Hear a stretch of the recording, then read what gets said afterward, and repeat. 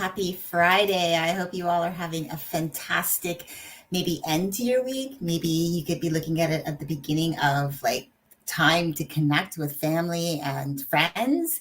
However you look at Friday, maybe it's one of your favorite days just because it's a day that you have like a ritual that you do every Friday. Whatever that looks like for you, I hope you're having a great day. Today, I want to talk to you about 9 ways to face your fears so that you can start taking back your power. Because fear can get to the best of us, right? Whether it's our fear of failure, maybe even fear of success. Yeah, that one, right? Or even fear of fear itself. All of us at some time in our lives have experienced fear that holds us back from taking action and from living our lives. It can't hold you back forever, right? I mean, at some point you're going to probably like take action, and you might not take action on the things that you truly want to, but if you take control and you don't let fear get the best of you, there are some ways that you can to start doing right now to overcome your fear. Hi, I'm Leslie Godet, mindset and emotional awareness coach for women who are on a mission to make a bigger impact in the world and who strive to adopt a both and rather than an either or mindset. They love what they do in their corporate job and are striving for more by pursuing their passion project or exploring entrepreneurship. And I show them that it's possible to have both when they develop an unstoppable mindset and learn how to manage their emotions, which will protect their time. And today I want to share with you 9 ways for you to overcome and to face and overcome your fears. So, number one, let's talk about it. Perception. Perception is key. Ask yourself, what's really going on? Because a lot of the time we get in our heads, right? It's a story. That story could be based on a previous experience, something we went through, something happened, we had an experience around it. It made us feel all kinds of ways and we didn't really feel good about it. And that became a story that was on a loop in our head.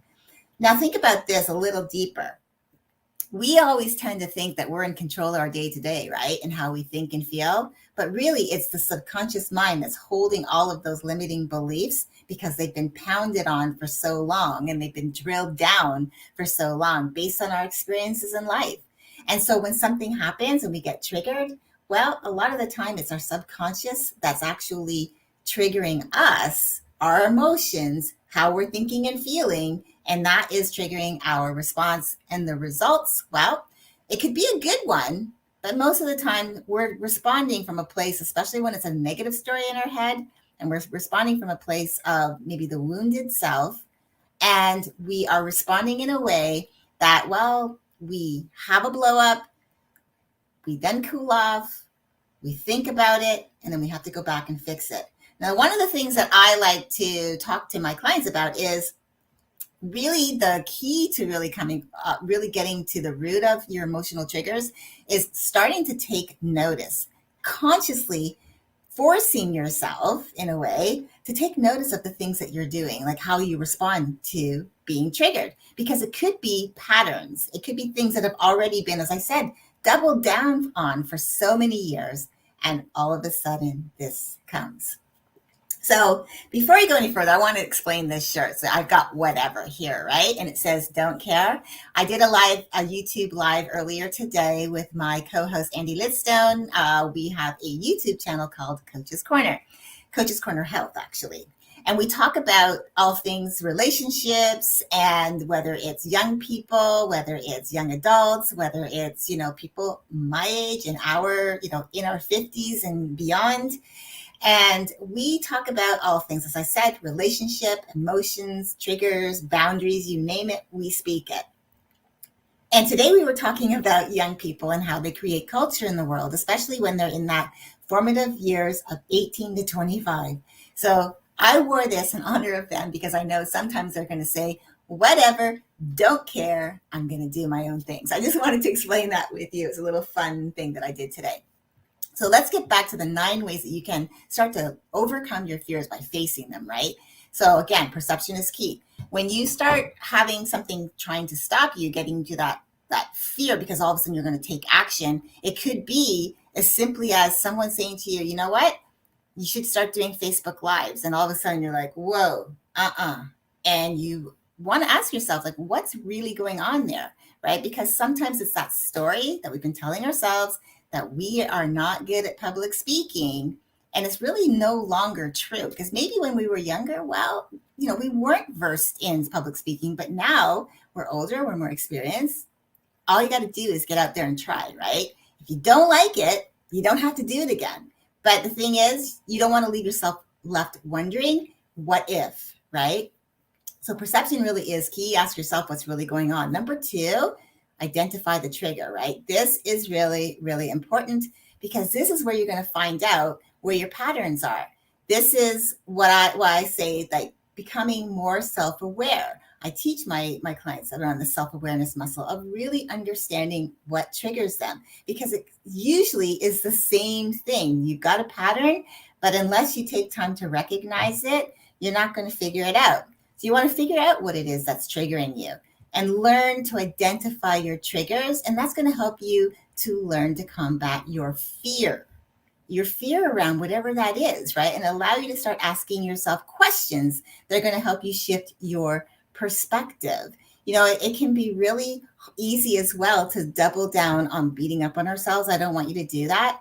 Really, about what you're doing when you're identifying the trigger is not about finding ways to beat up on yourself and call yourself names and make yourself feel worse and worse. It's meant for you to really start to understand, where are my patterns around specific things? Again, it could be, as an example, someone rolls their eyes, or someone's tone of voice, or someone says specific words that you don't like, or somebody does something that you don't really like, or they have an opinion that you don't like. And it's just based on an experience, and you brought it forward, but you're not realizing that it's your subconscious that's actually triggering you or moving you to respond a certain way. So number three, this one is really key, I think, because we tend to forget that usually we start feeling a certain way, right? And with that emotion, there comes, sometimes we can feel it, like the physical sense of it. So learning to where your fear is living in your body. Because a lot of time it takes us over physically. It affects people differently. Some people it's going to affect differently. But when you can identify your fear and how it affects your physical body and do the work to take care of yourself, it will help you, especially around taking care about filling your cup. I know some people who are, they give and they give and they give. They give of their time, and they feel sometimes taken advantage of. I know I've felt that way at times before, but they feel like they're taken advantage of. So in that instance, when they start giving and giving, they forget to say no. Part of that too comes from seeking validation externally that they're good enough and worthy and deserving. So they won't say no. But what they're doing is they're depleting themselves. So what they end up doing then is that they get run down, they don't feel good. Perhaps even they start feeling stress in the body, such as stress in your back, stress, in your neck, your shoulders, everything's tight, right? And it's from stress. Maybe you get tension headaches, right? So it's learning to recognize that our emotions, our triggers that trigger those emotions can actually start to end up and show up in our body. Now, if you hold stress on your back, you can do stretches to help you to avoid the pain. And a great way is to make sure that you take breaks.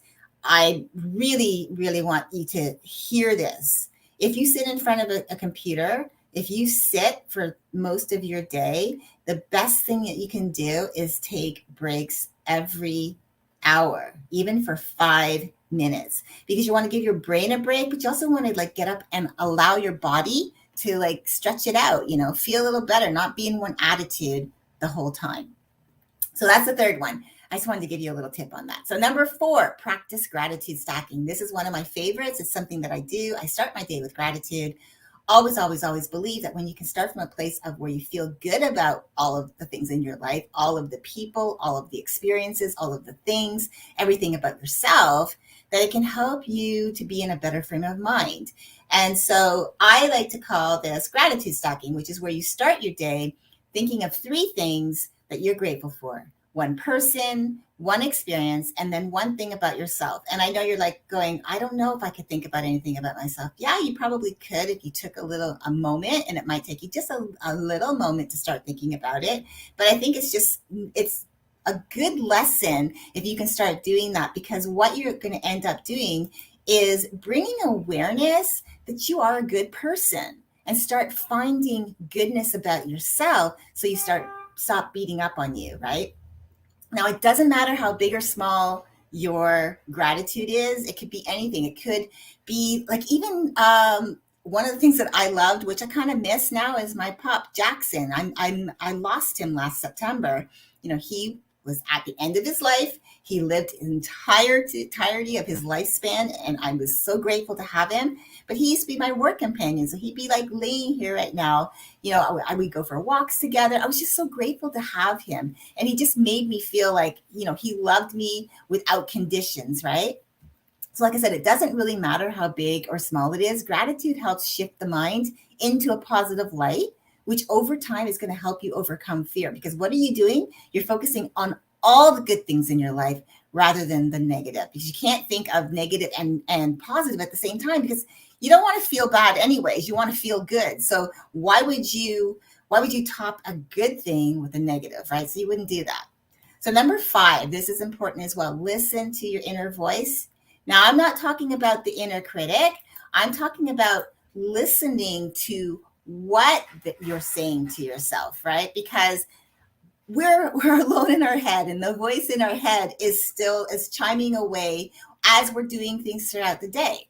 But what will end up happening is there'll be times when we'll be doing something and we'll be maybe out with other people and maybe start to feel less than or not worthy because we're watching what they're doing and we're thinking they're so great, even if it's a virtual attendance, right?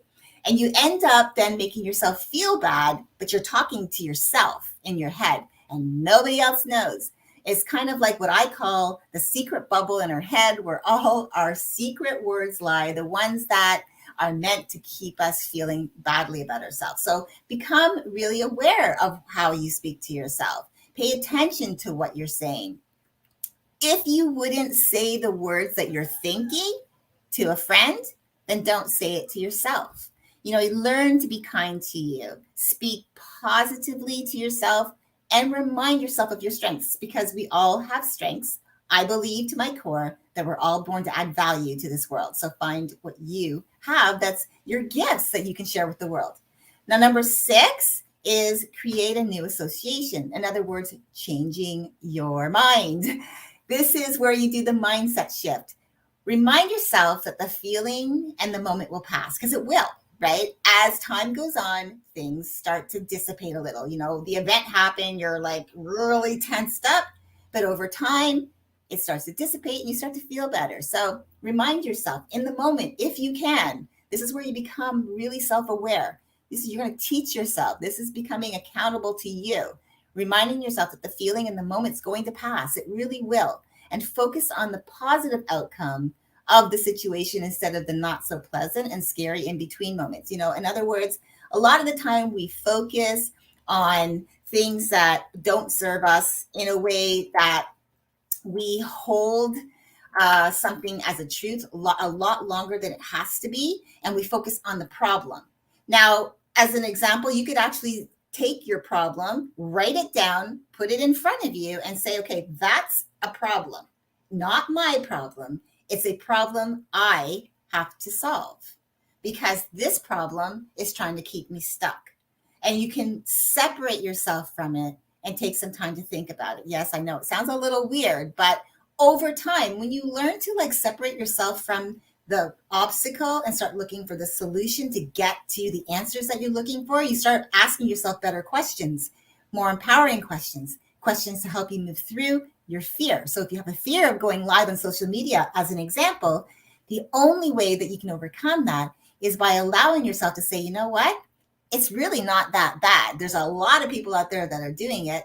Yes, some seem to be more versed at doing it because over time, I'll let you know a little secret, over time, they just became comfortable with doing it because they kept doing it and doing it and doing it.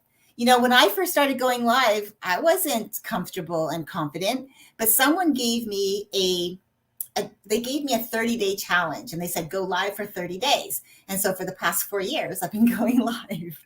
Or sorry, I should say past 3 years, I've been going live. So that kind of gives you an idea, right?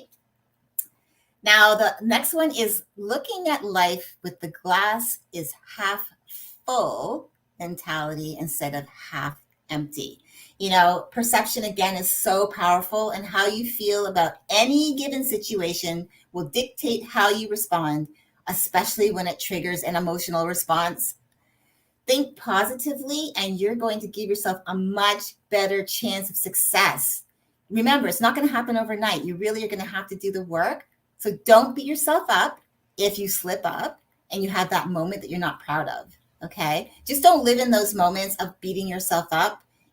Over time, you're going to learn how to really like recognize your patterns and be able to do mindset shifts quickly in the moment, be able to solve situations in the moment from a place where you're not emotionally triggered to the point where you're responding from your wounded self, but you're more empowered to move through it because you're moving through that fear, because you've started to develop this muscle where you become more positive, more confident, right? So, our habits are important, including how we think, because those become thought habits. So you want to learn to practice with one thought. Like, what's one recurring negative and fearful thought you have, right? I'm sure we could all think of at least one. What you do is you work on reversing it. And over time, it's going to become a habit. That negative thought habit can become a positive habit. That's a positive thought habit. For example, you might say, I really suck at going live on social media. I'm horrible. Instead, you could say, you know what? I'm not as good as I would like to be, but over time and with a little bit more, doing it more often, I'm getting better and better. I will get better and better. And I am going to overcome this because it can't stop me from moving forward, because I know I can do this. But I'm not going to let the fear of keep me stuck, because I don't want you looking over your shoulder saying, what if, right? What if I done that? What if I tried that? What if I had allowed myself to be open to a new opportunity and just jumped in, even though I was afraid, and then found out, oh, it's not so bad, right? Now, here's one that I think will really help, especially when you get into those stressful moments, when you start to feel it in your body, because you're now really triggered and you're not really loving it at all, because of course, nobody loves to have these horrible feelings of, stress, anxiety, overwhelm. And then you start to doubt yourself and you start calling yourself names and you start to like go down that rabbit hole of negativity, and that story keeps on a loop. So what you do is you, again, becoming more aware of this. When you feel yourself getting into that, deep breathing will help you. It helps to center your body. When you stop breathing, your heart stops beating, right? So easy way to do this deep breathing, taking that time, is to take deep, long inhales through your nose and then long exhales through your mouth, and repeat that. Take a minute to repeat that and do it over. It starts to calm you. It starts to calm you down. And then you start thinking about things. Try the gratitude stacking in the moment, thinking of something you're grateful for, even if it's only one thing. I'm grateful that I have this breathing exercise. It's helping me to calm down. Even that's an experience, right? So as I said, gratitude stacking to that would be a great addition to starting and ending, this practice of deep breathing. So now create a safe space. Of course, this is really important as well, because when you feel safe and secure, right, there's no room for fear. So maybe you need to get away. Like, you could be in a situation where like somebody is like really setting you off and you need to get the heck out of Dodge, right? So finding that moment where you can excuse yourself and just say, excuse me, I need to whatever that is, whatever you can come up with in the moment, just say, listen, I need to step away for a moment. Find somewhere safe that you can retreat to when you don't feel like yourself in a situation you're going through, especially even if you're at home and you're in the middle of, for example, a discussion with your significant other. And maybe you approach those conversations from the wounded self, right? And you don't like it. You don't like how you feel because you're not getting your message across, because you're all in your feelings and you want like to really him or her to really hear you, but you can't get that message through because you're feeling in your feelings and you can't get through it. So excuse yourself. There is nothing wrong with saying, you know what, let's finish this later. You'll feel better when you can at least calm down to look at it from a different perspective, from the calmer perspective, rather than being in that emotional moment, right? So you find that somewhere safe that you can retreat to when you don't feel like yourself, and a situation you're going through, right? Whether it's a real place, like I said, as your bedroom, or even if you're somewhere like you have to go outside, you're out somewhere and you have to like go out. You go out to a park, you find a bench, you sit down, you close your eyes, and you visualize being at your favorite beach. And you just do some deep breathing and you just calm, right? This sense of comfort will soothe you and allow you to face your fear. Like that could be that maybe, as an example, when I said getting away from someone, it could be a person that you work with and you're like, this person drives me crazy because I can't seem to get across what I'm feeling or thinking because I come across in this emotional place. Allowing yourself to then calm down and then look at it from a different perspective to then go back into the conversation. And instead of from the wounded place, you can come back from a more, you've taken time to think about it. You've decided this is what you believe it should be. You can now express how you feel from a more confident and calmer place. But keep in mind, like I said, these are just 9 strategies. Not everything is going to work for everyone. Why? Because we're all different and we experience things different. But take what works for you and start implementing these into your life. So I'll go through them again. The first one is perception. Asking yourself what's really going on, because sometimes what we think is really happening isn't necessarily, right? I'm not saying you're crazy. I'm just saying that when we're in our emotions, sometimes things really aren't what we think they are because we are coming from that emotional space. Number 2 is identify that trigger, because figuring out what's triggering you and you become more self-aware about that, you learn to identify your triggers, it's going to be so key. You can get out of it like that because you become stronger. You understand what your patterns are. Number 3, learn to where your fear lives in your body, especially when you start to feel in the physical sense. Like I said, tension in the neck, in the shoulders, in the lower back, tension, headache, learn about this and then find ways to alleviate the stress. As I was saying, stress in your back, just by stretching, doing some stretches can help you to avoid that pain or to overcome it, right? Number 4, practice gratitude stacking, really important. Start your days with gratitude. Start your day on a good note. Give yourself a win, like practicing, finding 3 things that really light you up that you're so grateful for. Even the littlest things, like I told you about my fur baby, just having him in my life for 15 years was a blessing, and I am so grateful for that. Number 5, listen to your inner voice, and the things that you're saying to yourself, become self-aware, because the secret bubble that lives here, that's where our words are, the words that we're not saying out loud. But just because you're not saying out loud does not mean you're not thinking them, okay? So become aware of that. Number 6, create a new association. In other words, changing your mind. And remind yourself, because remember, things pass over the course of a day. You could start off in the beginning of the day, it's awful, and you're like, ah. The end of the day, you're like calm, and you like look back and you think, I can't really remember exactly how I was feeling. But if you could just remind yourself in that moment, this is going to pass. Allow yourself to focus on the positive outcome of the situation down the road, if you have to, when you have to come back to revisit it, right?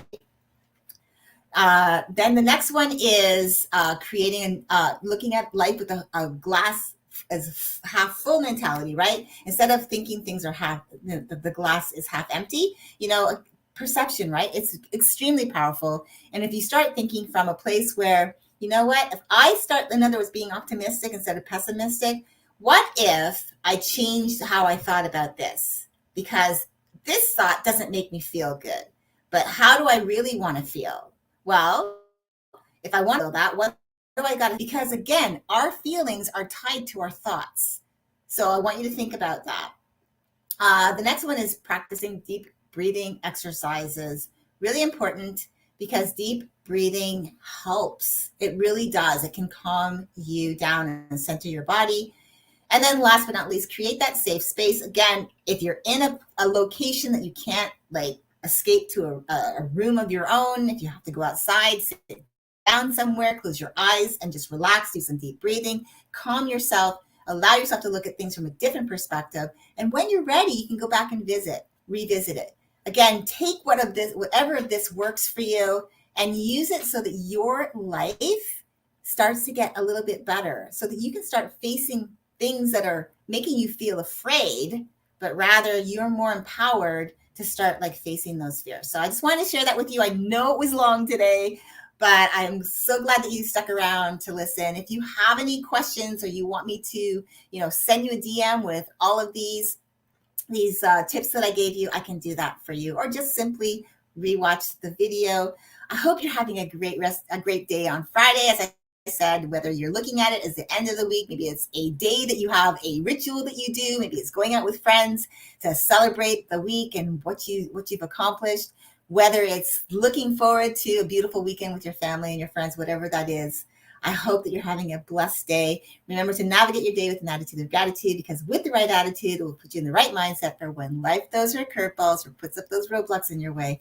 You will be in a better frame of mind to manage your emotional trigger moments. All right, guys, I hope you have a great one, and I'll talk to you again soon. Bye for now.